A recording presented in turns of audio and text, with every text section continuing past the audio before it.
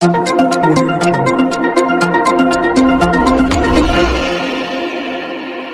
હોસ્પિટલમાંથી મળ્યા 2 નવજાત બાળક. એમરજન્સી વોર્ડના ટોયલેટમાંથી અધૂરા માસે જન્મેલા 2 બાળક મળ્યા. આશરે 4 મહિનાના 2 બાળકો ટોયલેટમાંથી મૃત મળી આવ્યા. 27 વર્ષીય મહિલાએ વહેલી સવારે ટોયલેટ થઈ ત્યારે બ્લીડિંગ થતાં ઓપરેશન થયું. ડિંડોલી વિસ્તારમાંની 27 વર્ષીય મહિલા સાથે બની ઘટના. અધૂરા માસે જન્મેલા 2 બાળકોના મોત. મહિલા હાલ ગાયનેક વોર્ડમાં સારવાર હેઠળ. મહિલાને કયા કારણોસર ઓપરેશન થયું તે તપાસનો વિષય. મને મળેલ વિગત મુજબ ડિંડોલી વિસ્તારની એક મહિલા સવારે 7:30 વાગે આવેલી, આશરે 27 વર્ષની ઉંમર, અને એ ટોયલેટ જવા ગઈ અને ત્યાં એને સ્પોન્ટેનિયસ એબોર્શન થઈ ગયું. એ બચ્ચા લગભગ અધૂરા માસના હતા, આશરે 4 માસની હતી.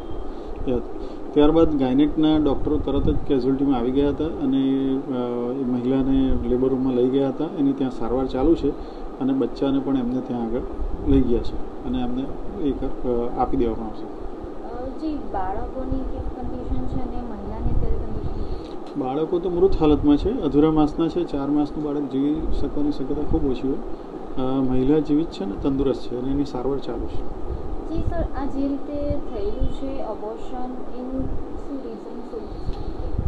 એ મહિલાની તપાસ કરતાં ખ્યાલ આવી શકે. એને બ્લીડિંગ પીવી એટલે વજાઇનામાંથી બ્લીડિંગની કમ્પ્લેન સાથે આવેલું અને થ્રેટન્ડ એબોર્શન જ હશે એટલે સ્પોન્ટેનિયસ એબોર્શન થઈ ગયું.